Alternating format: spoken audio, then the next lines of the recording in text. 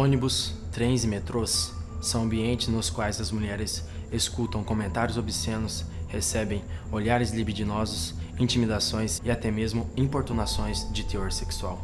Mas não é bem assim. Respeita, rapaz! Abre a porta não! Abra não, mano! Abra não! Segura aqui aí! Eu vou trabalhando cedo aí pra dar um trampo, você ficando abusando das pessoas aí, rapaz. Não, você abusou sim, meu irmão.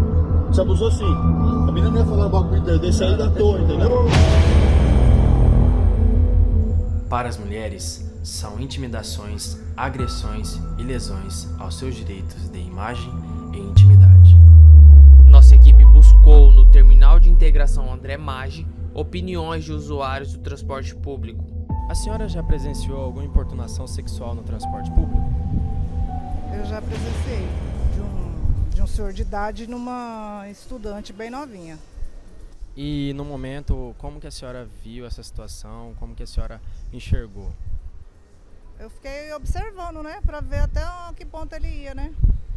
E aí, só que logo a menininha desceu no próximo ponto, mas ainda assim, enquanto ela não desceu, ele não parou de se esfregar, roçar nela, né? Você já sofreu alguma importunação sexual no transporte público? Sim. E foi só uma vez ou mais vezes? E como que foi? Bom, aconteceram algumas vezes. Várias vezes eu estava sentada ao lado da janela e tinha um cara, quando eu fui sair, ele não quis se levantar ou pelo menos não se afastou para que eu pudesse passar sem que ele encostasse em mim. E muitas vezes na lotação do ônibus também a gente percebe uma aproximação desnecessária quando a pessoa começa a invadir o nosso espaço pessoal, tentando passar a mão, se aproximando mais do que eu deveria. Certo, e nesse momento assim, como que você ficou? Muito constrangida? O que você pensou em fazer? Qual foi a sua reação? Bom, a gente se sentiu muito desvalorizada, né, em saber que a gente deveria ser respeitado, que são coisas básicas, mas a gente não é. E na hora é claro que a gente se sente mal, né, mas não tem muito o que fazer, então simplesmente tento evitar a situação ou sair e me afastar daquela pessoa. Certo, e o que você acha, quais medidas você acha que deveriam ser tomadas para que essas atitudes fossem inibidas? Bom, eu acredito que a superlotação dos ônibus, em tudo das várias linhas que não existem, principalmente por falta de ônibus mesmo, os horários de pico, os ônibus estão sempre muito lotados, então querendo ou não, sempre tem muita gente no ônibus e é um pouco difícil fazer essa separação entre as pessoas. E acredito também a educação nas escolas, o governo deveria investir um pouco mais nessa educação e conversar, porque as mulheres precisam sim ser respeitadas, não só nos ônibus, mas em todos os lugares. Mas afinal, o que é o assédio sexual? O assédio sexual, ele é um tipo de violência que se caracteriza pela insistência de uma determinada pessoa em se insinuar sexualmente para outra, causando um grande desconforto para a pessoa assediada. Buscamos o Dr. Guilherme Fachinelli, delegado titular da Delegacia Regional de Várzea Grande, para falar a respeito do tema. Inicialmente, havia uma discussão de quais figuras legais se enquadrava essa conduta, né? Geralmente, quando algum suspeito masturbava, né, e acabava ejaculando na vítima, né? Ou então praticando qualquer outro ato libidinoso em relação à vítima dentro do transporte público.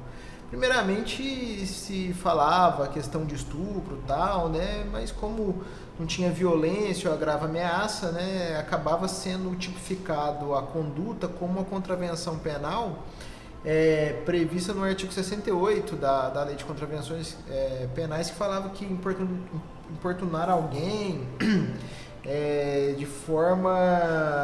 de modo ofensivo ao pudor. E o que acontece? Como era uma contravenção penal, em muitos casos a população ficava revoltada, a vítima indignada. Isso gerou um clamor social que levou o Congresso Nacional a fazer uma modificação no Código Penal, acrescentando o artigo 215-A, que trata do crime de importunação sexual, que dispõe que é praticar alguém sem a sua anuência, ato libidinoso, com o objetivo de satisfazer a própria lasciva ou de terceiro, o que recebeu uma pena de 1 a 5 anos.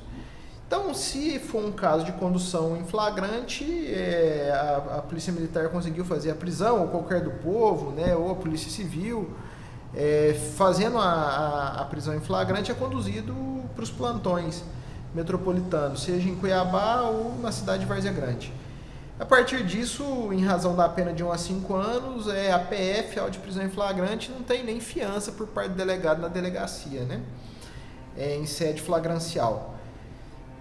Agora, não sendo o caso de prisão em flagrante, é registrar o boletim de ocorrência e aqui na capital, em Várzea Grande, vai ser encaminhado o procedimento para a delegacia da mulher, que são as delegacias, né, que têm atribuição para apurar esse tipo de crime. Uma pesquisa realizada pelos institutos Patrícia Galvão e Locomotiva, com o apoio do Uber, constatou que 97% das mulheres brasileiras acima de 18 anos já sofreram algum tipo de assédio sexual no transporte público. A pesquisa foi realizada em fevereiro deste ano e foram ouvidas no total 1.081 mulheres de todas as regiões do país. Acompanhe agora o relato de uma mulher que foi vítima de assédio. Eu faço uso do transporte público diariamente e, infelizmente, eu fui vítima. Nesse dia eu não estava usando roupa curta, não estava usando nada que fosse provocante. E mesmo assim eu estava sentada no banco do lado do corredor e esse homem entrou e ele ficou encostando em mim, chegando perto, se esfregando. E mesmo quando eu me esquivava, ele ainda vinha para cima de mim. E eu fiquei sem reação, eu não sabia o que fazer. E as pessoas pareciam que estavam vendo e mesmo assim não faziam nada. E eu comecei a chorar.